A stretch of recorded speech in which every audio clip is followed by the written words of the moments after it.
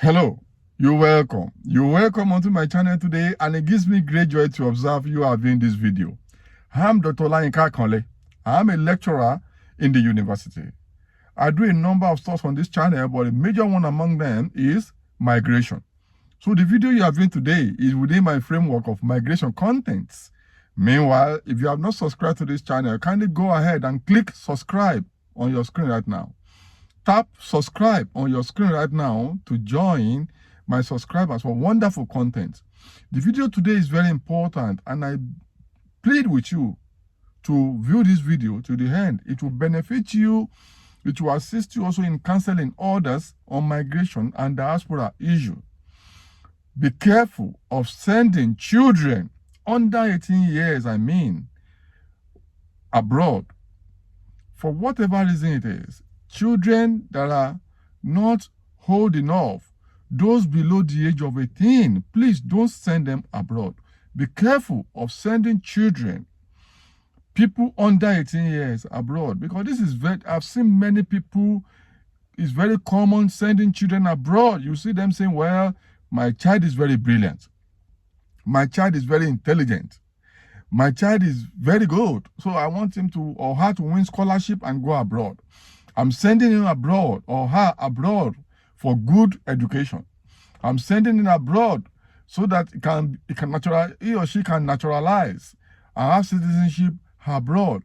I want my child to go abroad because he's the best or she is the best. I think you have to be very careful.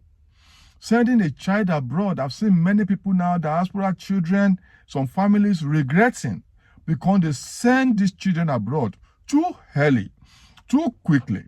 These are children that have not formed their own identity. Culture and values have not taken root in their life. They don't even know who they are. It's like sending a child to go and mingle with lions and vampires. You are sending kids abroad to go and take on identity that you may not have, that you may not like. You have not sufficiently socialized them. They don't even know their right from their left yet. You just think because they are brilliant, because you have families abroad, because they win scholarship, because you have the money, you're sending a child not yet matured enough to go abroad. The values have not taken root, and this is very dangerous. It's not the best option. You should allow children to form, to become matured enough, to have capacity to design, to have formed identity. If you're from Africa or Asia, you need to give your children the values that resonate with you, the value that you want. Once you send them abroad, then you've lost all your control on them. It's worse enough because many people would not even give them enough strength. People overseas, nobody can train your child like yourself. Identity issues are very serious. Children begin to have culture conflict, identity conflict. And some parents will not say, this is not my son, this is not my child. Why are you behaving this way? I've seen parents have depression. Now, a common thing we are now having in Africa and Asia is this phenomenon we call diaspora children, return diaspora children phenomenon. These children have been destroyed in terms of personality. Many of them have been destroyed in terms of values. Many of them have gone into drugs. They have developed sexual orientations that are strange. Some of them are taken into crime and drug, and they're now being sent back to Africa to be rehabilitated. I'm sorry, sometimes it's too late. Many have gone to juvenile homes. Many have gone to rehab severally. And when you now send them back to Africa, they are already, if you like, destroyed. Children without sufficient identity then take on identity around them. They take on numerous identities around them, sometimes because of peer pressure, sometimes because they don't even know the right from the wrong yet, sometimes because of validation. They begin to find it difficult to take on the best among complicated and complex value situations around them. And they have culture clash.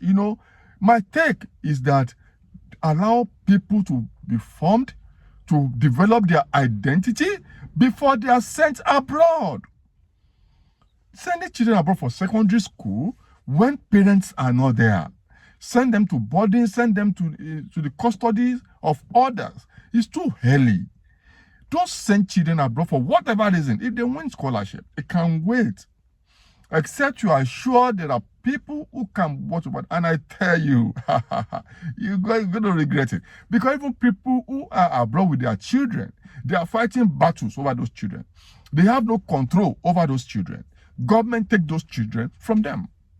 If you want to inculcate African culture, Asian culture to your children abroad, government can take them away from you. They say you are abusing them because those cultures will clash with the culture of America, of Canada, of UK, of Australia, of the European Union. The best thing is to train children in your original culture in Africa, in Asia, in Caribbean, in Latin America.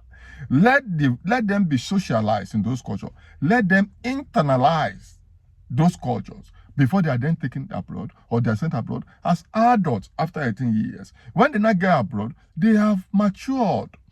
They cannot discern. They can decide to take what they think is better and what they think is not right.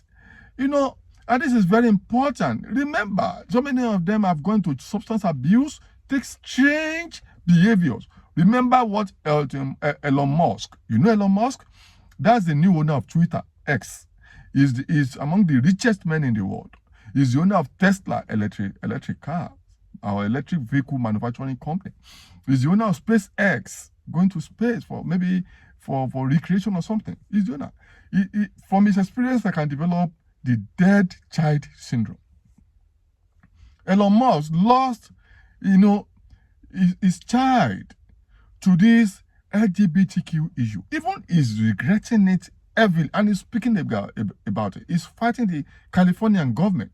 He's moving his capital, the capital of his companies away from California now to Texas, because California has these laws that they call it California Assembly Bill of 1955 that allows schools never to declare children's sexual orientation or gender identity to their parents. A child can just go to school and say, well, now I want to be a woman, a girl, even though I was born a man. And the school does not hold you any obligation to tell you. A child can develop sexual orientation that it pleases, even if you don't like it, even if it's dangerous. And the school must keep it confidential. So there are many schools, there are many states in the United States, there are many countries abroad now, United Kingdom, Australia, Canada, European Union, United States, all of them now allowing children to just behave the way they want. Unfortunately, these children are not matured enough to know what they need to know so that they're able to make informed decisions. Many go abroad and become gay. Many go abroad and become what their parents don't want.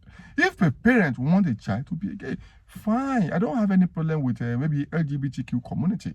It's a matter of choice.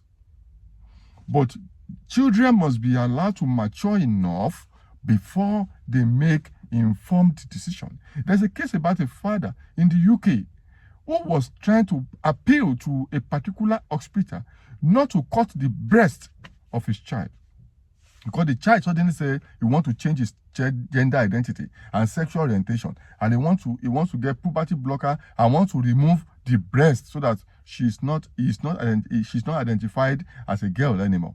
And the father was appealing to the hospital not to cut the breast, that this child is depressed and this child does not know what he's doing yet. But the hospital said, well, in fact, the breasts have been cut a month ago, because they don't have any business with the family. They only have business with the interest of the child, whatever the child wants. But it's what they're going to do. But the child is still a child. A child means immaturity. So you have a lot of children having identity conflict, anxiety, suicide issue, mental health issue, a lot of issue, antisocial issue. So many parents are sending children under 18 abroad, people who don't know their right from their left. You have to be careful. You have to be guided. You have to make a choice between having your child with you and training the child, socializing the child the way you want, the way you think is better within your own cultural environment, or you experience the dead child syndrome. Based on the experience, I coined that word myself.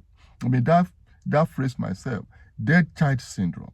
Because according to Elon Musk, he considers his child dead, even though still alive.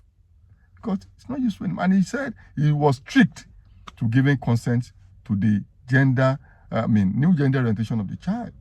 Even though he gives consent or he doesn't give, it doesn't matter. In those places, they believe the child has the right, even though the child may be considered immature. So before you send your child abroad, for any reason, whether for education, scholarship, or any other reason, think twice. You may be playing with fire. You may lose that child. Let that child mature enough to be socialized enough and be matured enough to make decisions that are well informed between the right and wrong before you send the child abroad. Till I see you in my next video, click subscribe and bye for now.